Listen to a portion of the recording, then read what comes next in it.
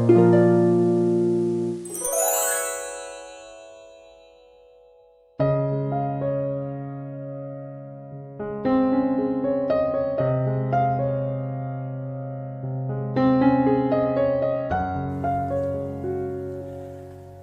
bay, og sa tanang mga naminaw karon. How do you call the mistress? A slut? A whore? A snake? Pokpok, pangaagaw, anay na kusog mo guba sa panimalay, or unsa pa na? By the way, just call me Lexi, not my real name. 25 years old, ug usa ka FA. A strong, independent woman. That's what they call me. I came from a broken family tungod anang gitawag nilang kabit. Manang sigurong nag-need kog love sa usa ka pamilya, pero okay lang naman sad silang tita o tito. They give me everything I need, pero busy sad lagi sila, kay naaman sila'y mga business, mong wala kay sila'y time sa kuha. Wala sila'y anak, mong ako ay lang gi-adapt. Okay raman po sa ako ang mga parents kay si papa na siya laing pamilya, tapos si mama kay nanay uyab-uyab. So ano ako doon? Sa gabal. Maong gipa-adapt na lang ko nila. Diba see? What a good parents they are. Anyways, di man ni about sa kong parents ang story, maong di na nato tason. Way back in college days, nakailan ako si Mike. Not his real name. Parehas mi nga broken family. Mo sigurong dali rami nagka-click kay makasabot mi sa usagusa. He was a pilot student ug ako pod kay FA. The relationship we have is almost perfect. Parang wala na'y katapusan. He loves me and I love him too, pero dili enough na reason ang love para dili mo maguba kung naay mga bigaon sa palibot ninyo. Yes, naguba mi tungod lang sa usa ka bigaon. She was really a real nga bigaon. Kay bisag friend mi, hala, iyahadjud niya na ilog akong uyab. Og wala ko'y mahimo ana kung hasta akong uyab na akong nabuing sad ni Patol. Pero bahala na. Bahala sila. Magsama sila ng malanding babae. Almost 3 years in a relationship mi, tapos ganun na lang. Isara ka bigaon ang makaguba. Mike was my college sweetheart. I give everything to him, even myself. But I guess I was not enough for him to stay. Kay nangita pa man siya laing putahe. So months, years passed by, wala na mi communication ni Mike. Wala mo pod siya ni bother na kog kontakon ko, so wala na lang pod ko. Ug ang alam nako is isa na siya ka pilot. Ug ako sad kay usa na ka FA that time. Daghan akong nauyab pero still bigo gihapon kay wala may magdugay. Ambot ba sa mga laki na immune na guro na nila na mobiya lag kalit pag makuha na ilang gusto. One time among flight is padulong sa Korea. So suroy-suroy sa may kadyot dito with my friends. While nangaon mi sa usa ka restaurant dito, na may mga pilot nga nakamit o isa ato kay kaila sa kong friend, siguro gamay ra jud ang kalibutan kay isa nila si Mike man. At first na siya ko og a little bit awkward kay sa among panagbuhag, walay closure. So maybe mauni ang best time para sa mo ang closure thingy ni Mike. Nangayo siya sa kong number, so kay giganahan mapud ko, akong gihatag niya. Iyaha pagani ko nga gihatod sa hotel na among gi-stayhan. Kay ugma, flight naman namo pabalik sa Philippines. Text, chats, even call, mo na among buhaton ni Mike. Okay ra ko ana basta naalang may communication. Usahay magakita mi kung parihami og place na matuan. Tawagan akog slot or whatever it is. Kay bisag di mi uyab, ginabuhat namo ang butang na buhaton sa manag-uyab. Okay raman pud ko and I enjoy this company og siya pod. Naabot mig pila ka months in that situation og ako murag nabagot na kay wala gyud siya manguyab. Tapos pangit kayong ingon ani. Mong ako siyang gipangutana og unsa mi. Ako siyang giingnan. Nga Mike, unsa day ta? Unsa day atong relasyon? Mitubag siya nga, di ba we're both happy naman? Mitubag ko nga, happy? Ikaw happy ka sa mga nahitabo, but ako dili. We're like a couples pero walay kita. Mitubag siya nga, okay, sorry. I will court you na this time if you allow me. Mitubag ko nga, really? Mitubag si Mike nga, yes. I love you because I need you. I don't know if pangit ba paminawon niyang statement pero gikilig ko. Niyara ko kiligon or unsa pa na nga feelings diha. Iyahon po nga gituman iyahang mga saad na panguyaban ko niya. Every time nga magkakuyog mi sa gawas, iyaha dyan ang ipafeel nako na ako ra. He makes me happy. Really happy. Pero nakabantay jud ko kay nganong kung sa Philippines mi, dili man kay siya mo kontak nako. Or wala kay siya time bisan pag wala siya flight, then usahay dili siya mo make og effort pag naami diri. Mong nakapangutana jud ko if naa ba siya gitago nako. Pero mo deny man siya. Busy lang daw siya. One time na araming duha sa Pilipinas, maong giagdan ako siya og dinner. Bisan sa dili lang kay sosyalan na restaurant ko. While nagkaon mi, gifeel jud na ako ang moment. Kay first time jud na ingon ani mi diri. Pero sa imong grabe kakalipay, naa jud di ay na grabe kagool na moabot. Samtang sweet kay ni Mike na ay babae na niabot o grabe na ako kasyak. Kay kalit niyang gibira akong buhok. Like, what? Kinsa man ni siya? Ka-war freak ba aning hinampa ka? Wagan ita kaila niya kalit lang magpambira. Maingon si girl nga, wow, ka-sweet naman lang ninyo no? While gagunit sa akong buhok. Ako siyang gitubag. Kinsa man ka? Tagbaw taon kog birapod pabalik sa kong buhok kay mura mag nangalarot sa kasakit. Mitubag si girl nga, wa kailan ako? Or basin wala lang ka gi-inform sa kumpana? Mitubag ko nga, ha? Bana? Gitanaon ako si Mike o ihang nawong kay di maitsura. Maingon din si Mike nga pat, buhiin ang buhok ni Lexi. Naon ako guys kay ang mga mata sa mga tao nga na didto gatanaw na namo. Og wow kasabot sa kauwaw na akong na-feel that time. Si girl perti nang pamalikas ug miingon nga ahak mong duha, ahak mong dagko. Pigaon kay kang bayhana ka na naaga ni asawa, imo pa jud nga ilugon. Nay daghang laki diha, are jud ka ni patol sa may sabit na. Ingon ana na lang jud na kakatol imuha. Makaguba kag pamilya. Pinasyagit jud niya nga giingon nga makadungog tanan og ako na awaw jud og taman. Pero I keep myself calm na wala mapiktuhi og gibitad balik akong buhok. Ako siyang giingnan nga excuse me. Ikaw asawa sa kong uyab? Then pinataas kilay. Siyempre dapat ipakita jud nako na mas labaw ko niya. Pero ang tinuod gisakitan nako sa mga nahitabo plus na uwaw pa jud ko. Then mitubag siya nga, grabe kabaga na malan jud nimo og nawong inday. Asawa ko anang giingon nimong uyab nimo. Wala ka mauwaw nangangkon ka sa dili mo. Then miingon si Mike nga tama na pat. Adto na ta, ayaw pag-iskandalo dere. Mitubag si girl nga, ako pa ang ga-iskandalo nga ikaw man ang naikabit. Sa sunod, basta makita pati kabayhana ka o pawa na tika. Pangitag lain nga laki, ayaw sa kanang naay asawa. Dayon walk out na siya kay gibitad naman siya ni Mike. Dito ra nitulo akong luha. I feel betrayed. Though ako'y kabit pero feel na ko ako'y nasakitag maayo. All this time karon pa ko ka-encounter og ingon ani. Kay karon pa ko nahimong kabit.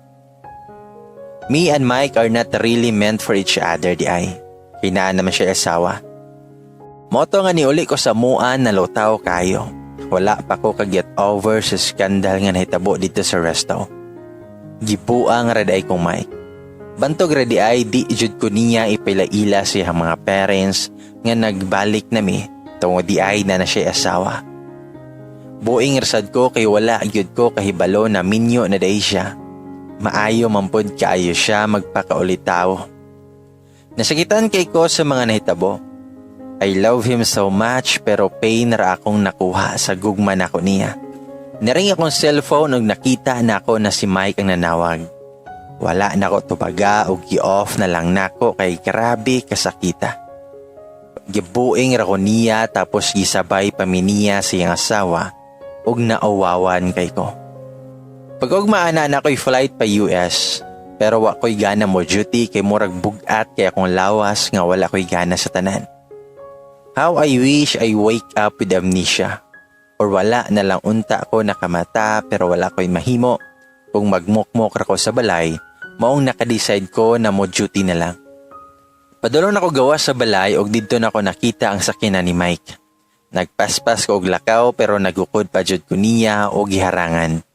Mingon si Mike nga, Lex, sulod dere, may istorya ta. I explained to you what happened yesterday. Please. Ako siyang gitubag, no shut up Mike. Gadali ko kay naapa ko'y flight. Mitubag si Mike nga, ihatod ti ka sa airport, pa-explain na sa ako. Siguro nabuing na ko kay nisakay rapod ko para po di ko malate sa akong flight. Hilom kay may sulod sa sakyanan pero nistorya siya og kalit nga. Baby, sorry if what happened kahapon na. Mostorya na majud unta ako nimo gahapon pero sipat ni kalit og abot og nagskandalo. Mitubag ko niya, baby, naka-dare pakagtawag nako ana si mohang gibuhat. Imuha kong gihimong kabit, Mike.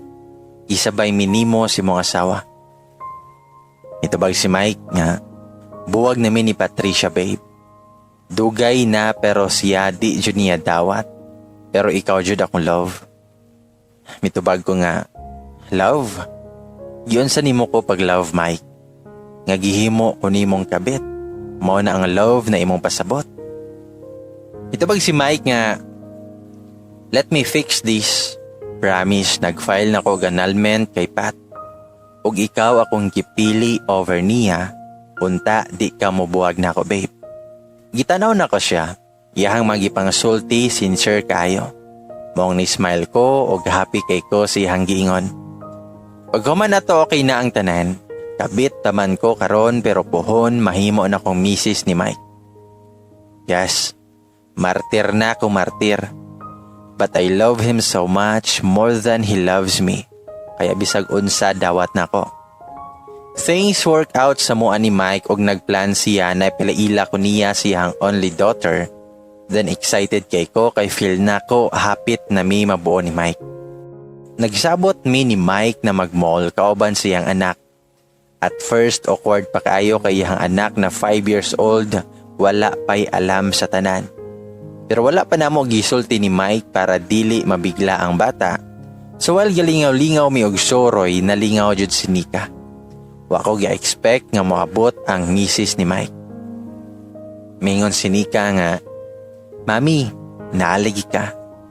Excited na sulti ni Nika dayon gakos. Mitubag ang mama ni Nika nga family banding manggo ni baby.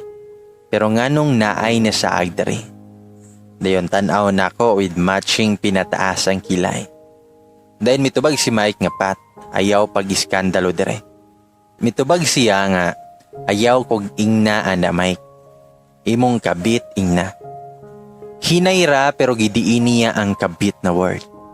Og mingon si Nika nga, Mami, unsay kabit? Mitubag siya nga, Baby, ang kabit mo na siya ang name niya. While pitudlo ko niya. Mitubag si Nika nga Tita Lexi. Kabit day imohang name? Gapugong rajud ko guys maong wa ko ni tingog. Nananghid na lang ko ni Mike na mulakaw para di magkagubot sud sa mall. Gipugngan ko ni Mike pero nidili jud ko kay basin mabugno na noon mi adto. Nagsorry si Mike about what happened. Wako'y right masuko, wako'y right masakitan. Wako'y right sa tanan kay in the first place, I was the reason nga nung naay pamilya na maguba. Pero tanan akong gidawat kay balo ko na in the right time, magkakuyog na mini Mike kauban si Nika. Selfish na kung selfish, but I have to. Just to be happy. Pero bisag unsaon nako, wala jud ko'y bawat sa tanan kay dili enough ang love para i-fight nimo ang tao na di na jud mapwede. Si Nika perming dad-o ni Mike sa mua. Kabalo na silang tita sa situation na mo. At first nasuko pero gidawat ra nila og nakasabot sila nako. Pero gi-advisean ko nila na dili jud ko magmalipayon sa kong gibuhat. Nika and I are close enough. Ginatiman ako siya permi og i-remind how much I love her. Pero wa siya alam sa mga hintabo kay bata pa man siya. Iyang alam ra is close me siyahang papa. Ginahinay na mo siya para puhon madawat na jud niya na ako na ang mupuli na iyahang mama. Then mingon si Nika, nga Tita Lex, nasad bi ako. Mitubag ko nga, why man baby?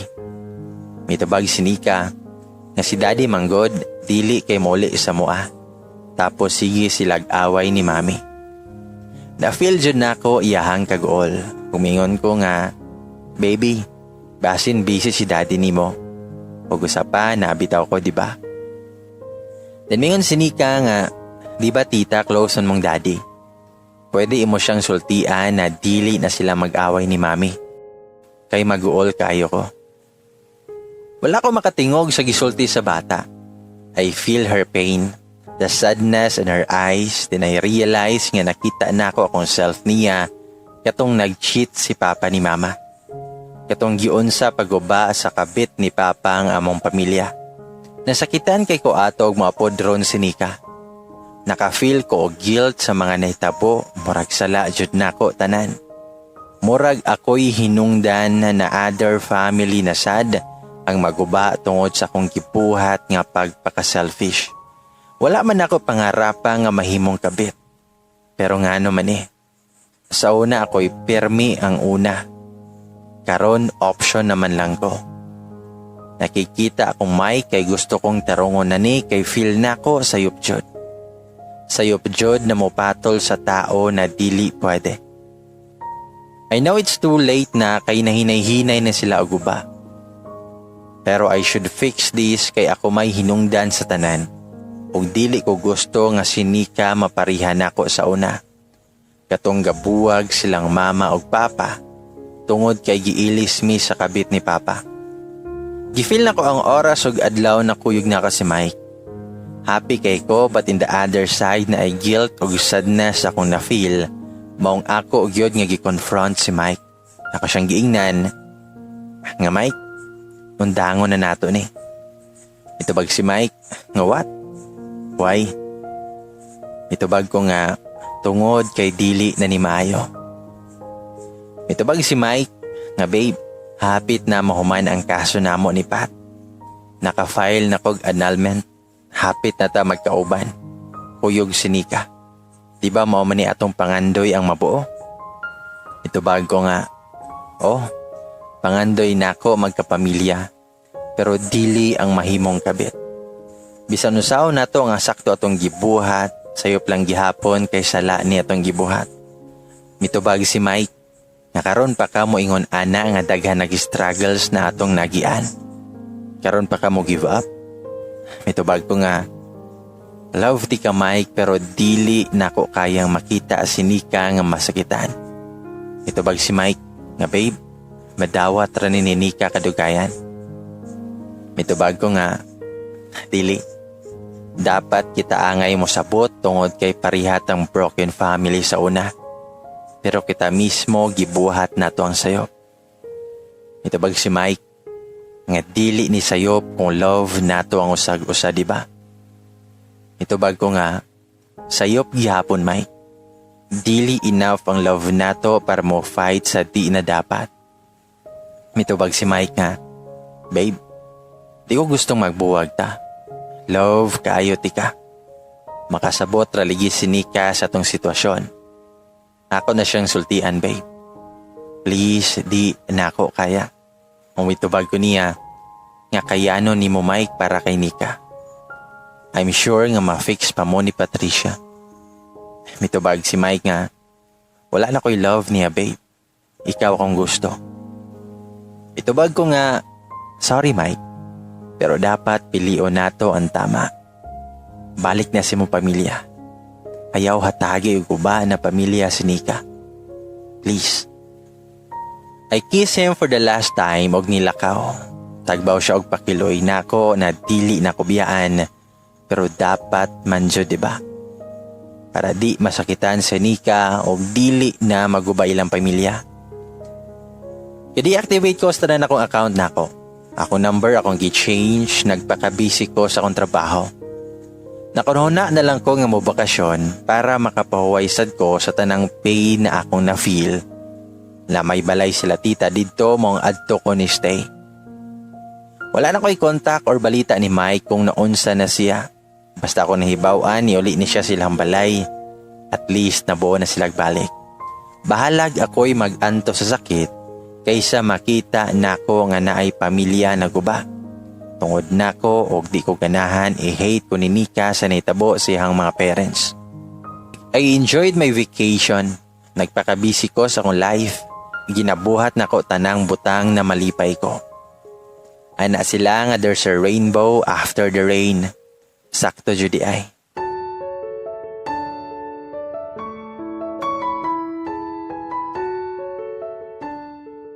Nakailan ako si Jack, not his real name. Og usa ka afam. Puutan, caring, sweet og labaw sa tanan. Love kaayo ko niya. Ipa-feel jud niya nako na ako ra og wala ni lain pa. Ni Jack nako na feel ang akong worth isip usa ka babae. Nakita niya ako mga flaws pero wala ako niya biyahe. Nakaibalo siya sa akong past pero gidawat ko niya. Gibuhat niya tanan na wala na buhat ni Mike rin ako. Nakita jud nako na deserve kaayo siya higugmaon. Og sakto. Year 2018, month of February ni propose siya nako. Siyempre wala na ko dugaya. Ni yes dayon ko. Kay love naman pod nako siya kayo. Nagpakasal dayon mi niya. Karon happily married na kong Jack og 5 months na kong pragi. Thankful kay ko kay nako'y bana na faithful o pinangga kayo ko. I love you so much Jack. Distant for each other juta. Para kang Mike. Mike, kabalo kong wala jutay closure. So nang break up nato wala tay closure. Karon sa ikaduha wala lang gihapon. Siguro dili juta destiny na magkauban. Dili jud kita ang para sa usagusa. Pero happy ko kay nakailati ka. Dili lang jud sa sakto na panahon. Muratag ka nang nagkakilala pero di nagkatuluyan. Please love your wife more than you love me. And also ni Nika. Og ayaw naguba imong pamilya sama sa tong nagian sa una. Unta napasaylo na ko nimo og ikaw sa diri nako dugay nang napasaylo. Pasayloan na sad imong kaugalingon. Kahibalo ko nga happy ra ka karon. Thank you and God bless your family. Sa akong nakatunan, kung tan-aw nimo na pildi na ka, ayaw na og pugos nga mo fight pa ka. Kay ikaw ray mag-antos og masakitan og maayo. Dili tanang kabit gigusto nga mahimong kabit. Siguro nay uban na kaya nila nga magpakabit na lanjod tungod kay love kay nila. Pero naapoy uban nga baga na jud kaayo og nawong na wala na jud na konsensya nga muguba og pamilya sa lain. Nakoy nabuhat nga sayo pero gipili nako ang tama og karon na happy nako. Dili sa tanang higayon mo laban ka. Usahay kailangan nato mo sakripisyo sa tong happiness para sa uban. I-fight kung dapat pero kung dili na, try to give up. Promise na mas maabot na mas nindot. To all the mistress, kay balo ko na dili judalim ang mahimong kabit. Pero please ayaw guba imong self para sa tao na dili deserve ipaglaban. Na mas better pang maabot kaysa anang laki na pamilyado na. try to love yourself more than others. Og dinha ara ka maka-feel og real happiness. Sa tanang mga mibasa og naminaw karon, I hope na mo'y lesson nga nakuha sa kong story. And also unta na inspired mo. Ayaw ko niyog suna ha. Sa tanang babae, dili ta angay mahimong option sa mga laki. Dapat kitay angay unahon og dili himuong kabit.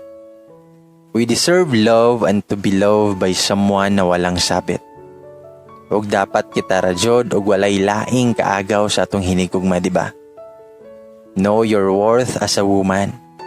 Before ka mohimo anang butanga, huna-huna o sa nga wala ba kay matapakan nga lain na tao or masakitan ba? Bash me if limpyo na ka o perfect ka nga tao. Pero kung dili gani, kalma na lang diha. Ayaw pag pinamay nga limpyo og buutan kay ka. Bitaw, daghang salamat sa inyong pagpaminaw. Ladies and boys, mao kana ang confession ni Lexi. Sa mo nang ayaw mo pagkontento nga option ra mo. Ayaw mo sugot nga kabit ra mo. 'Di ba? Kung sayop ayaw na ipadayon, mas masakitan ra mo.